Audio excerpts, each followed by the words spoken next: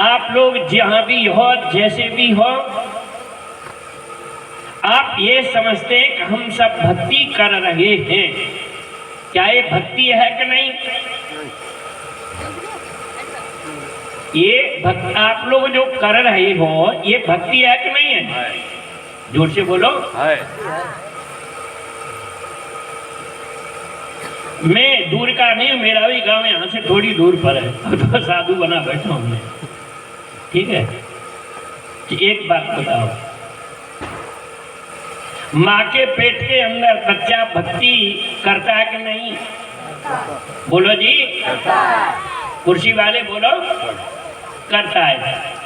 और तुम भी कर रहे हो तो ताली बजाओ, एक दूसरे के लिए ताली बजाते हैं। वाह।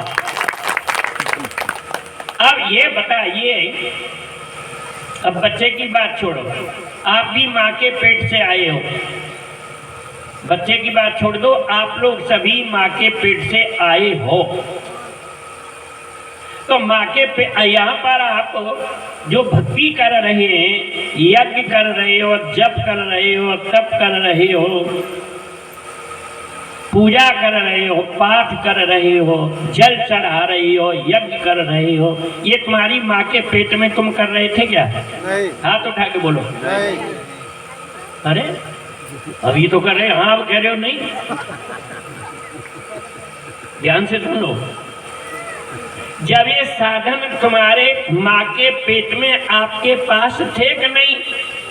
नहीं थे, और भक्ति कर रहे थे, तो क्या भक्ति थी? आप कहेंगे जी हम भक्ति भजन कर रहे थे, तो कौन सी भाषा में कर रहे थे? माँ के पेट के अंदर आप थे तो आपके पास कौन सी भाषा थी? जो या मंत्र बोलते हो, तंत्र बोलते हो, जो कुछ कर रहे हो, ये साधन तो आपके पास थे? नहीं। क्या यज्ञ कर रहे तो माँ के पेट में यज्ञ सामग्री छुड़ा रहे थे तुम? नहीं। क्या ये मंत्र नहीं बोल रहे थे? नहीं। नहीं, मंत्र बोल रहे थे तुम। मंत्र, पर उसी मंत्र को आपको, कौन सा मंत्र है वो? अव्यक्त अक्षर। माँ के पेट के अंदर आप ऐसा मंत्र का जाप कर रहे थे, उसका संबंध केवल श्वास से था। तो माँ के पेट में बच्चे का श्वास चलता कि नहीं? चलता। तुम्हारा चल रहा कि नहीं? चल रहा। श्वास वहां भी चल रहा था और श्वास यहाँ भी चल रहा है। अब फर्क क्या हुआ? उस शब्द को जो अव्यक्त है, और एक बात और, आप सभी शिक्षित हो, पढ़े लिखे हो। अव्यक्त का अर्थ होता है जो व्यक्त नहीं किया जा सकता, उसको नहीं लिख सकते, उसको नहीं बोल सकते थे, वो किसी भाषा के अंतर्गत नहीं है, उसको कहा अव्यक्त। अक्षर का अर्थ होता आनई छरना, जिसका कभी नाश नहीं होता, जो अक्षर ब्रह्म है तू उसे जान। देशवासियों,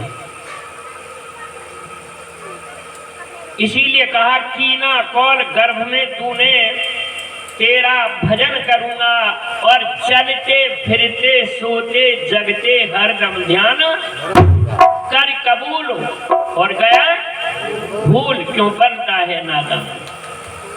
भाइयों और बहनों, अब आपको ये, अच्छा सुनो,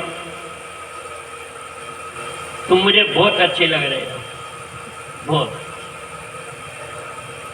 जब रामचरितमानस की कथा सुनते जाते हो ना, तुम तो जाती कम जाती हो, ज्यादा जाते हो ना, बहुत अच्छी लगती, भीड़ होती है। जयकारा बोलो श्री रामचंद्र की। तो आप लोग भगवान श्री राम को मानते हो कि नहीं? मानते हो तो ताली बजा दो, पता चल जाएगा। वाह, राम को मानते हो, और राम की बात नहीं मानते। पहले तुम्हें पूछ लूं मैं, तुम सास ससुर को मानते हो कि नहीं? सास ससुर को मानते हो कि नहीं? मानना पड़ेगा, जो सास ससुर न होते पति कहां से आता तेरा? इसका मतलब तुम सास ससुर को मानती हो, और सास ससुर की बात नहीं मानती है। ले सुन ले भाई, सुन लो। सास ससुर को मानती है कि ये मेरी मम्मी है और ये मेरा पापा है, लेकिन न मम्मी की माने न पापा की। कितनी कितनी हाथ उठाना जो नहीं मानते, उठा दो। सुन भाई,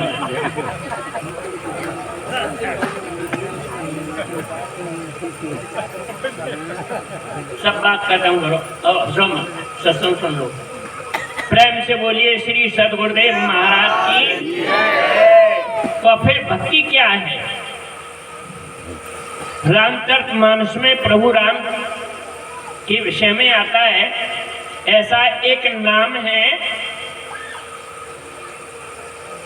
जो आपने मां के गर्भ के अंदर सुमरण किया, इसीलिए कहा कलयुग केवल। फिर आगे क्या है? तो उस नाम का आप स्मरण करते हो, नहीं तो गा रहे हो। रामचरितमानस में क्या है? सुमिर सुमिर नर, और जो सुमरण न करे तो ये दो बात एक चीज है। एक नदियां है और दो उसके किनारे हैं। आप इधर खड़े हो, इधर खड़े हो तो ये क्या है? आर, और उधर चले गए तो ये आर पार का मामला। कैसा है? आर पार का है। इधर चल खड़े हो, ये आर है, और वहां चले गए तो तुलसीदास जी लिख दे, आप पढ़ते हो कि जाकर नाम मरत मुख आवा, अधम मुक्ति हुई श्रुति गावा। प्रभु का ऐसा नाम है कि आखिरी वक्त भी उस नाम का स्मरण कर लिया जाए तो पापी से पापी जीव का भी कल्याण होता है। हो सकता नहीं, होता है। अब प्रश्न उठता है, जितने आप यहाँ बैठे हो सज्जन वृंद, सम्मानीय पूजनीय, तुम सारे भक्तों और सबके गुरु ने अंत घंट कंठ मंड जान क्या क्या दे रखा है, मैं जानता हूं ना। कैसे कैसे चेला, और क्या क्या तुमको बता दिया। क्या जो मंत्र बताया, 5 नाम, 3 नाम, 6 नाम, अनेक नाम, या गीता के श्लोक, रामचरितमानस की चौपाइयां, वेद की ऋचाएं, की कुरान की आयतें, जो भी आप समझ रहे हैं, क्या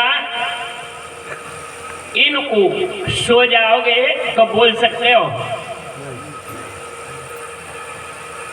सो गए तो ये जो आप चित्र देख रहे हैं सभी महापुरुषों के, और ये श्री सद्गुरुदेव सतपाल जी महाराज की छवि है, और महाराज जी के छवि के ऊपर जो फोटो लगे हैं सभी महापुरुषों के, ये महाराज जी के सर के ऊपर लग रहे हैं। ये जीता जागता सबका मंदिर है।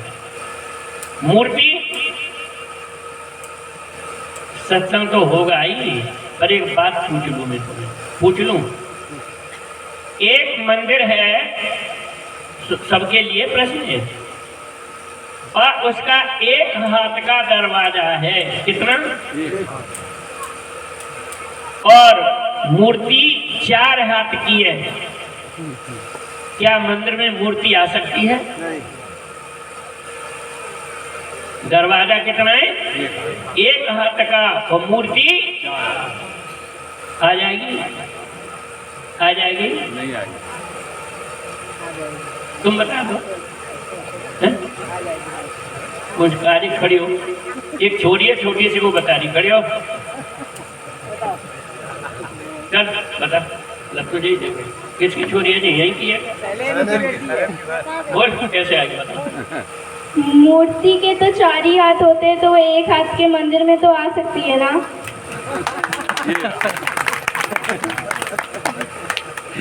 धन्यवाद। इसका मतलब मूर्ति 2 इंच की ले लो, 4 इंच की ले लो, गणेश जी की ले लो, जिसकी लो, 4 हाथ की। मूर्ति के क्या हाथ हैं? मूर्ति कितनी बड़ी है? एक फिटकी ले लो, बहुत बड़ी हो गई। 4 इंच की ले लो। गणेश लक्ष्मी की मूर्ति 4 इंच की होती है, और हाथ कितने होते हैं? तो 4 हाथ की मूर्ति, और दरवाजा क्या हाथ का है? तो आएगी कि नहीं? आएगी। नुको आएगी। आएगी। जब से कहाँ चले गई थी? प्रेम से बोलिए श्री सद्गुरुदेव महाराज की। इसीलिए इन ग्रंथों को समझने के लिए कहा, सुने समझे जन मुदित मन। सुनने के बाद आपको समझने की जरूरत है। तो गोस्वामी जी लिखते हैं, जाकर नाम मरत मुख आवा। आखिरी वक्त आप कहें जी रामचरितमानस हम नहीं पढ़ते, तो भगवान कृष्ण महाराज अर्जुन को समझाते हैं, हे अर्जुन, जो भूतों को पूजने वाला भूतों को प्राप्त होगा, और देवों को पूजने वाला देवों को प्राप्त होगा। और हे अर्जुन, जो ज्ञानी मुझे फिर क्या है? तत्व से जानकर। किससे जानकर? तत्व नहीं है, तत्व 5 हैं। और जिस तत्व ने मां के गर्भ के अंदर और ये 5 तत्वों को जन्म दे दिया, जो तुम्हारा शरीर बना, वो क्या है? तत्व, ततया तत्व। गायत्री मंत्र में क्या पढ़ते हो? ओम भू भव स्वः तत्। भगवान कृष्ण कहते हैं, हे अर्जुन, जो आखिरी वक्त, जो ज्ञानी, सबसे पहले ज्ञानी और मुझे तथ्य से जानकर आखिरी वक्त सुमरण करता हुआ शरीर छोड़ता है, वो मुझको प्राप्त होता है। ये देशवासियों, हर एक जगह सुमरण की बात आती है। गुरु नानक देव कहते हैं, एक सुमरो नानका जल थल रहो समाय, और दूजे का ये सुमरिए जन्मे और मर जाए। एक ही बात कही। भगवान कृष्ण अर्जुन को कहा, ओम इति एक अक्षर, जहां ओम की समाप्ति है, ओम से परे एक अक्षर है, तू उसको जान।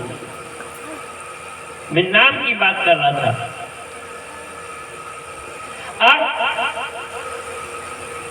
3 दिन पहले ही मनुष्य का बोल बंद हो जाता है और समाज में जाहिर होता है, कैसी तबीयत है जी बाबा की, कि जी बाबा की तबीयत सही नहीं। क्या हुआ? कि 3 दिन हो गए बोलते नहीं है। समाज पड़ोस में जाता है, राम राम जी, हमको पहचान लिया, गर्दन हिलाता, हाथ पहचान लिया। आप कहते हो छोरा की बहू आई है, आपको प्रणाम कर रही है, तो वो हाथ हिला देता है बुजुर्ग। ये कहते हैं पहचानने की शक्ति है, आंख देख रही है, कान सुन रहा है, सारी बॉडी सक्रिय है, लेकिन कुछ बोलते नहीं है। मेरे भाइयों और बहनों, ये जाहिर होता है कि आज 3 दिन हो गए इनका बोल बंद हो गया। मैं आपसे प्रश्न पूछ रहा हूं, जब 3 दिन पहले तुम्हारा मुंह बोल बंद हो जाएगा तो आप कौन सा नाम ले लोगे? आप जो भक्ति में मंत्र बोल रहे हो, इनको बोल लोगे? जो भी XY जो पढ़े लिखे तुम बोल रहे हो, जो कर रहे हो। गुरु नानक देव कहते हैं, उठत बैठत सोवत नाम, और कहे नानक सद गए काम। देशवासियों, विचार करो, आप जो भी मंत्र बोल रहे हो, चौपाइयां जो भी कुछ बोल रहे हो, क्या आखिरी उसमें जब नींद आएगी आपको, जब बेहोश सो जाएंगे, जब आपकी इंद्रियां अपना काम करना छोड़ देगी, तो क्या नाम बोल सकते हो? सोते सोते कौन सा बोल सकता है? उठाओ, ऐसे कर लो। तो फिर नाम क्या है? जिसके लिए कहा नाम लिया तिन सब लिया, सकल वेद का भेद, और बिना नाम नर के पढ़ा, चाहे पढ़ता चारों वेद। भाइयों और बहनों, वो ऐसा प्रभु का नाम है, उसका ताल्लुक, उसका संबंध सीधा श्वास से है, तुम्हारी वाणी से नहीं है, तुम्हारी जीव से नहीं है। जीव से क्यों नहीं है? तो आप पढ़ते हो भक्ति स्वतंत्र सकल सुख। जब भक्ति स्वतंत्र है और तुम्हारा एक ऐसा व्यक्ति है समाज में जो बोलता नहीं है, गूंगा है, तो क्या वो तुम्हारी तरह अनेक भाषा के शब्दों का उच्चारण कर सकता है? जो आपको गुरुओं ने ज्ञान दिया है, आज गुरु ज्ञान दे रहे हैं, मंत्र तंत्र दे रहे हैं, क्या गूंगा व्यक्ति उस मंत्र को बोल सकता है कि नहीं? बोल सकता है ना? तो फिर गुरु झूठा है कि ये गूंगा झूठा है? अरे जब बोल नहीं सकता तो नाम क्या है? जिसके लिए कहा कि 3 दिन पहले ही तुम्हारा बोल बंद हो जाए फिर भी उस नाम का स्मरण कर सकते हो। कबीर ने स्पष्ट कहा, क्या कहा कि सुमरण सुरत लगाई के और मुंह से कछूर, और तुम बोलते हो क्या कहा था? सुमरण सुरत लगाई के और मुंह से कछून बोल, और बाहर के पट बंद कर अंदर के पट खोल। तो ऐसा प्रभु का नाम है जिस नाम के सुमरण से मानव का उत्थान होता है, कल्याण होता है, और सारे पाप समाप्त होकर वह मोक्ष की बात करें, शांति की बात करें, ब्रह्म की बात करें, उसमें समावेश कर जाता है। जिसके लिए कहा उल्टा नाम जपा जग जाना, और वाल्मीकि भय। महर्षि वाल्मीकि का जो बाल काले था, किशोर अवस्था थी, कैसी थी, क्या करते थे? और जब उनको साधुओं का संग मिला और जब उनको अव्यक्त अक्षर नाम का उपदेश देवर्षि नारद ने दे दिया, और जब उन्होंने नाम का सुमरण किया, तो क्या उनका जो बाल्यकाल का, किशोर अवस्था का किसी जन्म का पाप उनके पास रहा? पाप रहा? नहीं रहा। क्या हुआ कि ब्रह्म समाना, वो ब्रह्म में समावेश कर गए। कैसे? जैसे यहाँ तुम्हारी नाली, गांव की नालियों का पानी है, गंदा पानी है, और यही नाली एक नदी में प्रवेश कर जाती है, तो वो पानी कौन बन गया? नदी का पानी हो गया। पर आप उस पानी से चरणामृत नहीं ले सकते घर में। और वही नदी जाके इलाहाबाद में गंगा जमुना में प्रवेश कर गई, तो वो पानी अब किसका हो गया? गंगा जल। क्या हो गया? गंगा जल। तुम नहाते हो कि नहीं? नहीं नहाते ना उसमें? चरणामृत लाते हो कि नहीं लाते ना? तो तुमको पता नहीं कि सारे गांव की नदी गंदी सब इसमें आ रहा है, और यहाँ से पानी भरा, नाली का जल, गंदी नाली, बोरी कहते हो, क्या कहते हो, और वहां पर चला गया नाले का, और जमुना पर गंगा, नदी में चला गया नदी का, नदी चली गई जमुना में तो जमुना का, और जमुना मिल गई गंगा में तो किसका? संगम। अभी वहां दोनों नदी मिल गई, संगम, इलाहाबाद, प्रयाग।